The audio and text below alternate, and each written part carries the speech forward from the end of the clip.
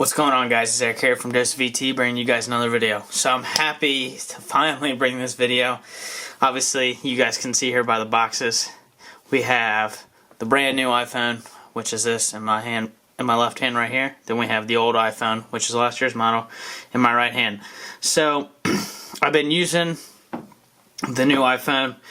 Basically, I like it. It's pretty much the same as the last one, but I'll give you guys somewhat of an unboxing. Apple is always the same with their unboxing. Obviously, you get all your documents, your stickers, stuff like that.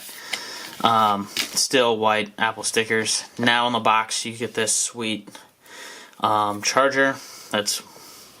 Will give you more juice for when you charge up. Then you got Lightning to USB Type-C cable.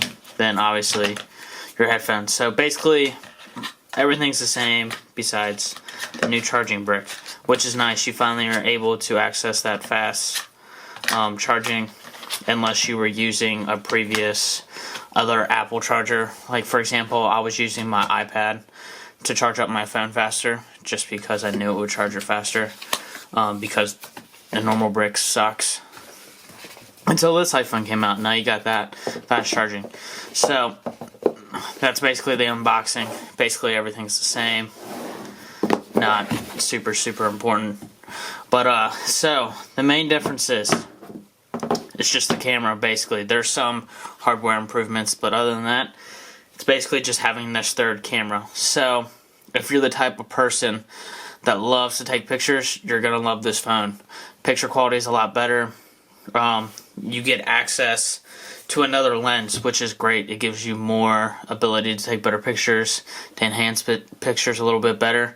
So if that's what you want, then I would recommend upgrading to the newest phone. Now, if you don't really care about pictures, don't take pictures very often, honestly it's not worth upgrading to the new phone unless you can get a killer deal somewhere to where you're only spending maybe like less than like $400 or less to upgrade to the new one. Then it might be worth it. But I mean, other than that, there's not really much. I mean, hardware improvements, obviously faster. Face ID is a little bit faster. I can tell the difference between these. It knows immediately compared to the last version, just the XS. It's really slow. My face always got rejected all the time, especially in the morning. It was stupid. I hated it. It pissed me off. But this one does pretty good, especially in the morning. And then you get a little bit better battery life. Honestly, I can tell the difference. The job that I do, I use my phone a lot, so I definitely can tell you that this phone will last a lot longer than the previous one or any previous one before that, due to like software, better battery improvements, stuff like that. So if you're having battery problems and you want a phone that lasts a little bit longer and you're sticking with iPhone, definitely upgrade to the newest one, the Max or the regular one. Right now this one is the Max. Insane battery life. Granted, I do use my phone a lot, so I would say I'm pretty close to a power user, if not right up against that. So it just depends on the day how much I use it, but I'm getting basically pretty close to all day battery life. I usually start using my phone from like 6:30 in the morning all the way until basically probably 9:30 at night, 10:30 at night. So pretty much I'm ending the day in that 30 to 10% range. On my other phone, it would die before probably like 8:30, depending on how much I was using it. So if battery life is really important to you, I would definitely upgrade. It's insane how much longer the battery lasts. Granted, if you do have an older phone, obviously battery degradation is going to happen. It's not going to charge all the way up. I can show you on this one what my battery degradation is. So go to battery, go to health. See, this one's, if you guys can see that, only 93%. Let's see if I can get that a little bit close. That's all my phone's charging up to, and I had it for a year. Like, that tells you how much I use my phone, how many times I'm recycling it, recharging it. I have been using wireless charging more often, so I don't know if that has more of an impact on the battery. I'd have to do more testing. I'll find out more once I start using this phone for a whole year before I upgrade to the next one. So we'll see if that is a big indicator on how the battery is going to work. Granted, there is new software with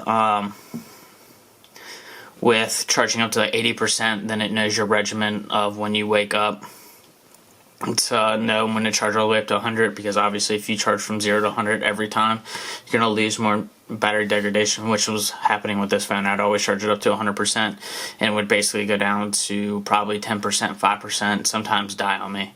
So not really healthy in the battery. So it all depends on there. But at the end of the day, there is no huge difference, no reason to upgrade to the brand new one. I don't think, unless you just really want the newest iPhone. You gotta be up to date, kind of like me. I want the newest iPhone, even though I don't need it. My old one worked perfectly fine. Granted, I could have bought like a battery bank for it, and it would have been fine for me. But I like to have the newest and greatest tech, and I can get a pretty good deal on upgrading to the next phone, stuff like that. So that's the only reason I upgrade, and I keep very good care of my phones, or at least I try to. So then when I do upgrade to the next one, I can give my previous phone to someone else that buys it off me, or whatever the case may be. But honestly, I like the phone. The form factor is pretty much all the same. I do have a different case on here. I got a clear one. This is from Best Buy. It's their Insignia case. It's pretty cheap. Then the screen protector is also from Best Buy. That is also an Insignia screen protector. Really like it. On this phone, I did have the screen protector on here, then I took it off because didn't need it anymore. Then there is a case on here. This is a low profile case. I got that from Best Buy too. But honestly, not huge differences. Size is all about the same. You get a little bit better picture on the new phone, but it's not that big of a difference where you're going to notice day to day. Especially when they're side by side, you definitely can tell. Obviously in camera it's kind of harder to see, but in person you can tell there's a little bit, the screen's a little bit brighter on here.